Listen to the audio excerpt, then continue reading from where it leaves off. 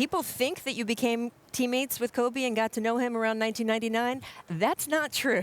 When did you first meet Kobe Bryant? I first met him in 1989 playing in Italy against his father. Wow. And, he was a 10, 11-year-old kid running around on the court, getting in everybody's way, challenging everybody to play one-on-one and play horse. And so that's how far back it goes. I'm shocked to hear that he was getting into everything. I can't believe that.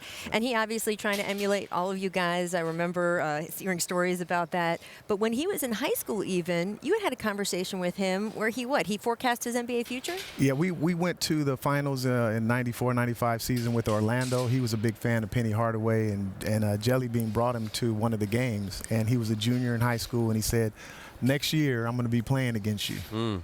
And I was like, he had grown to be my height. Yeah. But I hadn't seen him in a while. He was a skinny kid. Wait, this was when he was a junior, by the way, not even a senior. And on top of that, he said, I even thought about foregoing my senior year of high school, which has never been done. Come get you, huh? Coming for you. Yeah, so. And at the time, you're like, yeah, whatever, kid. Yep. And then, next year I saw the press conference where he, said he was foregoing college and going to enter an NBA draft. And I was like, wow, he told me that a year ago that he was going to be doing that, and now he is. I love the story of you and how you and Kobe became close and you became teammates with him, because what everyone really associates you with Kobe is that flinch moment, right? When you were rivals and the trash you talked against each other. People are still mad at me about that. You know what I mean? Like, I'm seeing it on social media, like, so-and-so, F you, he didn't flinch. I'm just like, and if you would just listen to the whole situation, understand. But like I said, we were just super competitive. You know what I mean? It was, we had mutual respect for each other. But then, like I said, after that situation went down,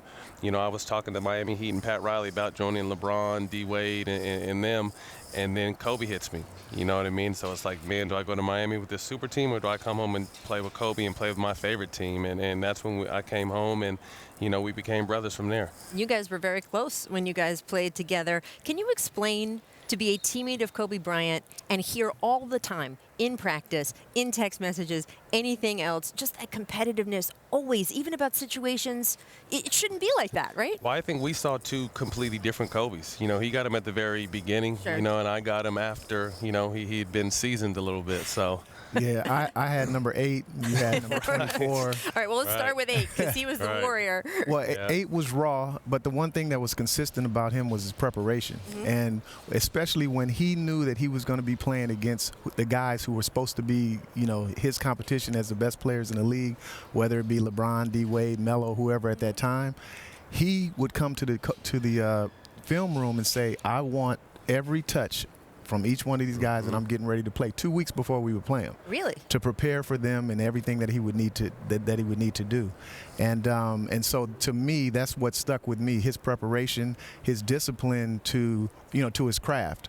And when it came down, he was a consummate pro in every aspect of it. And so you hear people talk about his demeanor on the court, his competitiveness, but it started with the preparation. And he believed that if you prepare over and over and give yourself a lot of repetitions, there's never a situation that's too big for you because you've prepared for it and you've done it so many times already. One thing that always struck me about him in covering him was that he really didn't believe in giving anyone mercy. No. Especially if, you would think most guys, he's a younger kid, or I'm on his team, or any of that. And to him, not doing that was about, hey, you got to raise your standards. I'm not going to give you a pass here. Yeah, no, we had a situation out in Santa Barbara at his basketball camp where I'm coming back I tore my meniscus with them the first year. We're coming back the second year after Phil left.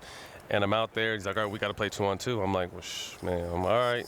I'm not really knowing what I'm getting into. And we're going out there, and he is backing down kids, blocking shots, dunking on them, blocking their shots.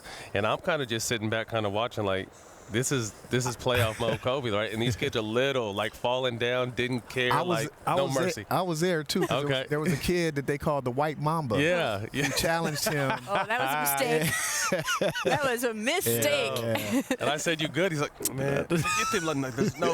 He said a few explicit, but basically he's saying nothing easy here. I don't care how old you are. Yeah, absolutely. Can you tell the shark story, please?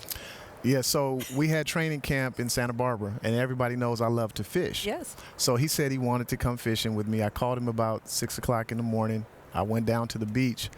He didn't end up coming. Okay.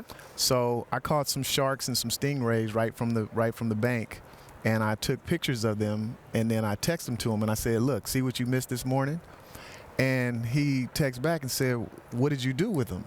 And I said, "I just took a picture with him and I threw him back in the water." And he said to me, "Why did you do that?" And I said, "Well, what was I supposed to do?" He said, "You were supposed to kill him. They got caught. That's their fault, so you're supposed to kill him." But that was his mentality. It didn't matter. That is the price those sharks pay.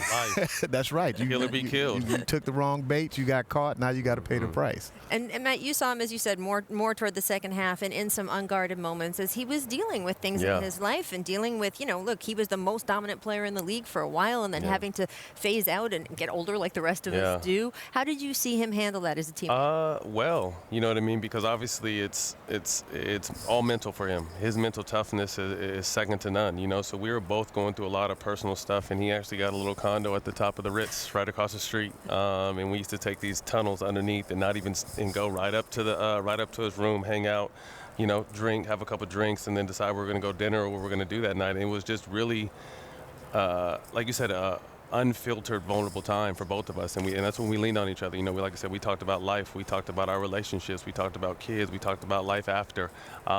He was just a regular dude when you got a chance to get him to open up. Yeah, and look, the thing about Kobe is he always was curious. He always wanted to learn more, and that's something I think we don't talk about enough. When someone thinks they're as good as Kobe Bryant thought he was, a lot of those kinds of people, they don't want to hear anything from anyone else, right? They don't think they can learn anything more. The way I do it is the good way to do it.